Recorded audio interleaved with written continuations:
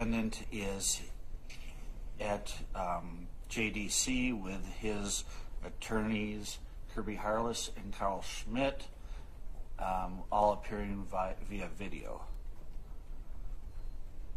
All right, Attorney Harless, first of all, there has been a criminal complaint that has been filed or provided. Actually, we'll be filing that now. Please approach.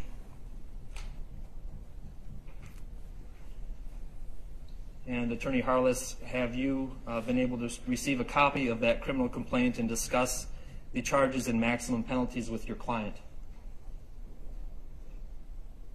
We have, yes, Your Honor.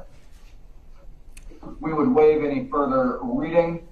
We would waive the time limits for a preliminary hearing, which we have discussed with our client, and we are requesting that it be set for a hearing next week.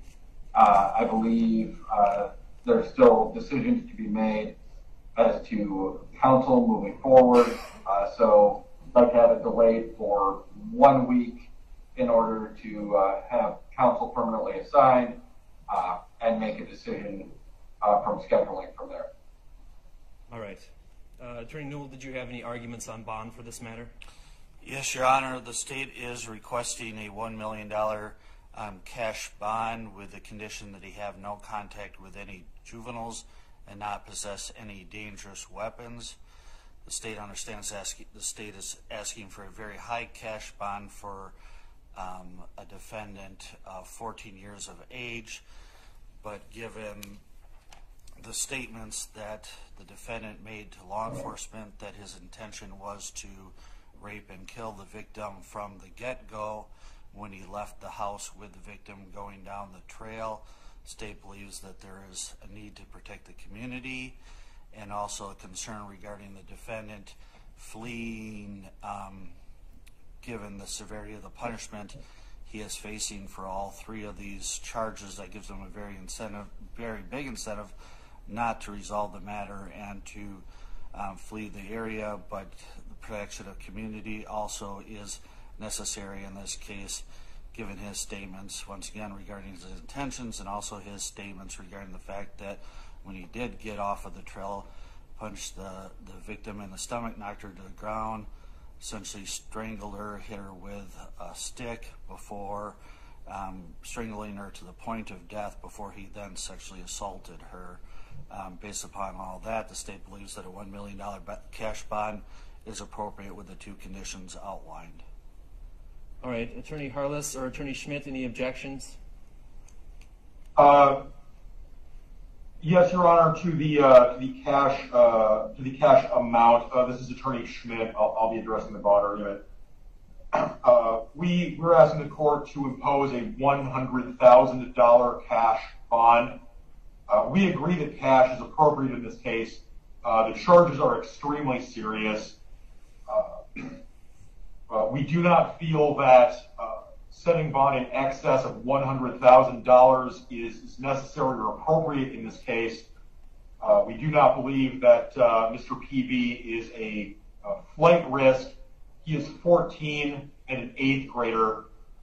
He cannot drive. He is not in a position to raise much money, frankly, at all on his own. He resides with his mother. He is a lifetime resident of Chippewa County. We believe that a $100,000 cash bond should be adequate to ensure that Mr. PB does not flee, that he has a realistic opportunity for some sort of pretrial release, as limited as I think that would be. I believe that in light of his age and that circumstance, that setting that bond any higher than $1,000 is far beyond what's necessary to serve the goals of bail. I think that all it would do would be essentially to index his taste at the details of these offenses. That's all. All right, thank you. All right. The court has considered the arguments of counsel here today. This is a serious charge, and because of serious charges, there are serious consequences, which gives a greater incentive for individuals not to want to return to court when they are facing those charges. And so I also need to consider the threats to the community. The information that was disclosed by the district attorney shows that this was a serious threat to the community, and so the court is concerned that this could be a further threat if the individual was no longer in custody. The court will order a $1 million cash bond with the conditions that the defendant not contact any juveniles and have no dangerous weapons. Attorney Harless or Attorney Schmidt, I believe, or I'm not aware of whether or not the defendant has any siblings that I could accept this from that could be supervised. I would allow that to have supervised contact between any family members that are his siblings as long as that contact is supervised.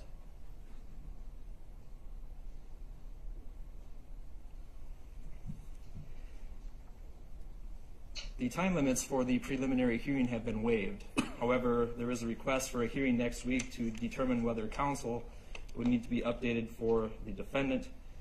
I have some dates. At this time, I would like to go off the record to go through our calendars to make sure that there would be time that works for the parties. We are off the record. Attorney Harless, I have next Thursday, May 5th. I can do a time between 3 and 4:30. And Friday, May 6th, a time between 8:30 and 10 a.m. Do any of those times work for you for the defendant?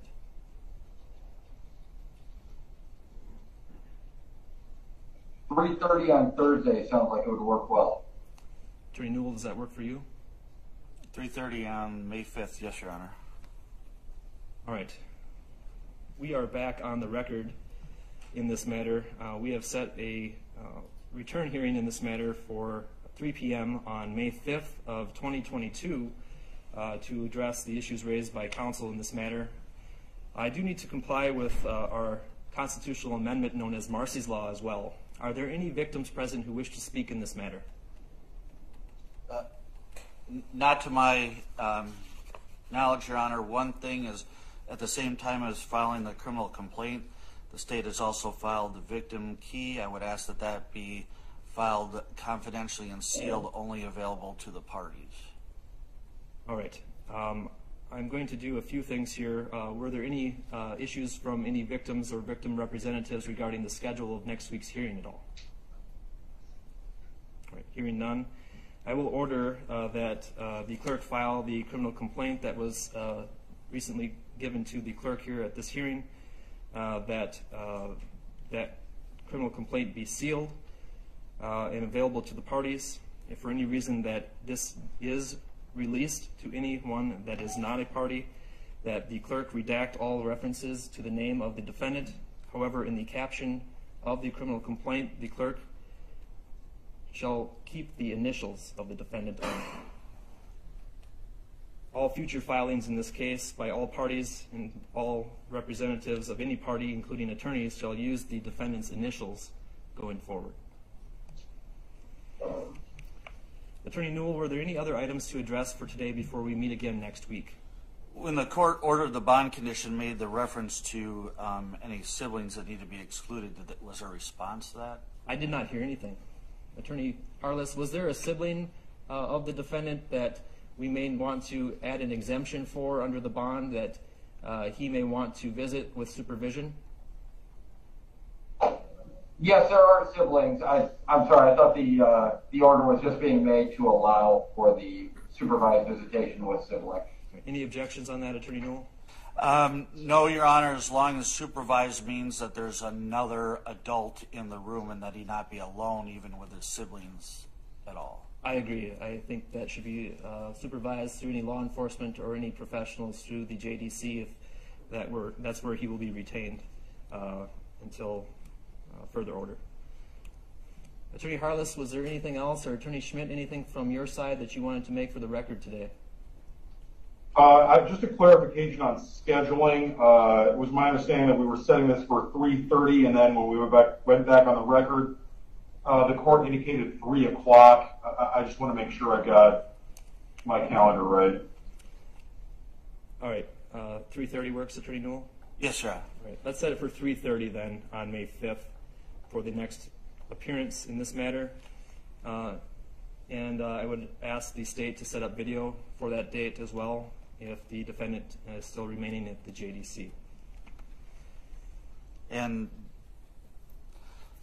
because that is one of the required court appearance, or I guess no, it's just a status, so it's not required. Never mind, Your Honor. I guess we did not deal with today as the defendant had the right under the statute to appear in person. We didn't, I guess, address that up front. It may be good to address that now to make sure that the defendant is okay with this hearing having been done via video and not in person. Under recent law, Attorney Harless and Attorney Schmidt, all proceedings and criminal proceedings are able to be conducted by video, including this one today. Was the defendant agreeable to having this matter conducted by video with him appearing from the JDC with counsel present with him rather than here in the courtroom? Yes, he had no objections to that. He was fine with it being that way. All right, then I will find that the defendant made a knowing, voluntary, and intelligent waiver of his right to be present for today for us to continue the hearing here today. Anything else today, Attorney Newell? No, thank you, Your Honor. Attorney Harless or Attorney Schmidt, anything else? No, thank you, Your Honor. All right, I will ask the clerk's office to prepare the bond and send that down to the JDC for it to be signed, and then we will see everyone next week, May 5th at 3:30. All right, thank you all. I'm going to hang up. Thank you, Your Honor. Thank you. All right, at this time, to everyone who is present, please be orderly as you exit the courtroom. Room 226 has been set up for any further interviews or press interactions with any parties. So I would ask that the press please exit the courtroom at that time for those purposes. Thank you all. We're adjourned.